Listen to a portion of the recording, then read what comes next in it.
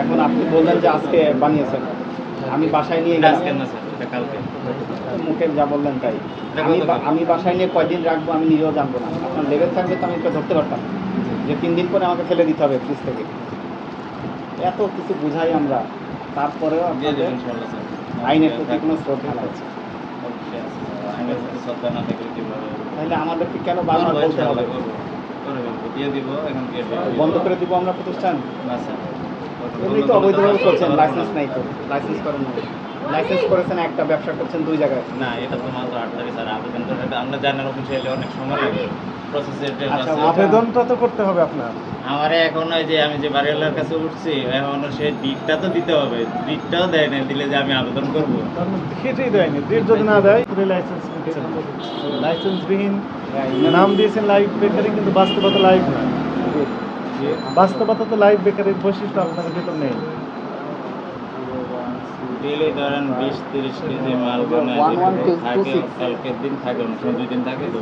আবার নতুনই মাল সাথে সাথে বানায়, এটা হলো বাস্তবতা স্যার। বাস্তবতা হচ্ছে যে কালকার দিন থাকলো, তাই না? আবার নতুন তৈরি করলেন, আবার নতুন আবার ওখানে একসাথে মিক্সিং করে দেবেন। না না, এখন ওইটা আগে সেল করে দেয়, তারপরে কিভাবে আপনি আগে তো ডেটই নেই, তো আপনি আগে পরে কিভাবে বুঝবেন? আমি বুঝি না, ওটা তো পুরানো হলে তো আপনি না খাবেন না।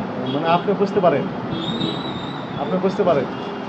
এটা তো হলো আপনি বিক্রি করছেন, যখন ভ্যানে একজন বার্গার বানায় বিক্রি করতেছেন, ওটা তো 20 দিন আগে, ওটা তো নষ্ট হয়েছে, বোঝার উপায় নেই। কীভাবে বুঝবো? আমি বুঝবো কেন? আমি তো বার্গার বিক্রি করি না। আপনি বিক্রি করেন না, এটা তো রাস্তায় যায়, আপনি তো বিক্রি করার কথা। এই আপনার এখানে একটারও নাই, এই সেলফে যা আছে কোথাও নেই ওগুলো। এই যে আপনারই বানানো না অন্য কারো বানানো, কারো বোঝার না, এটা আমার না, এটা বাইরের থেকে। কনফেকশনারি যেটা অন্যান্য মাল বাইরের থেকে। এটা তো দেখলাম, কিন্তু আপনার জিনিসের তো আপনার নাম ঠিকানা কিছুই নেই। আছে, মূল্য দেওয়া নেই। আমার যেগুলো সব কিছু বিস্কিট আমরা এখানে বানাইছি। এই যে এইগুলোর কথা বলছি, এই যে এইসবের কোনটা? এখানে এখানে দেওয়া আছে, এই সেলফে এখানে আছে। এখানে বানাবো। ওই কেকটা বের করুন, কেক কেক দেবো? বের করুন। ওই যে কেক। লেভেলটা দিতে অসুবিধা কি আপনাদের? এই সবের নাম লেভেলটা দিতে অসুবিধা কি? অসুবিধা লেবেল কিছু দিলে নাই। অসুবিধা হচ্ছে যে মার্কেট 3 দিন পরে যে বিক্রি করা যায় লেবেল ছাড়া। না, না, স্যার, আর এটা লেবেল না। দিলে তো আর বিক্রি করা যাবে না, মেয়াদুক্ত হয়ে যাবে। দিবে? আমি টাকা দিচ্ছি না, ওই উনি সময় পাচ্ছে না, এখানে থাকে না বাড়িওয়ালা, থাকে হলো একটু দূরে, বলছে যে আমি টিপটা দিয়ে দেবো, দিলে আমি আবেদন করবো এখানে।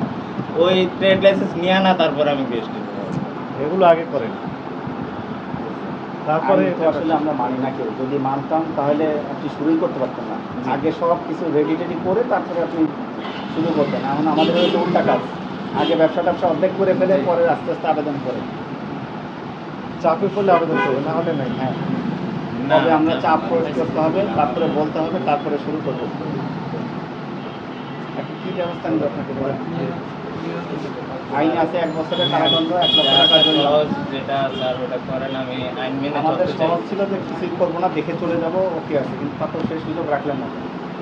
একে তো লাইসেন্স ছাড়া করছেন, তারপরে যাবতীয় জিনিসের কোনো মেয়াদটার কিছু নেই। এখন আমরা জরিমানা করার পরেও যে আপনি মানবেন তার বা গ্যারান্টি।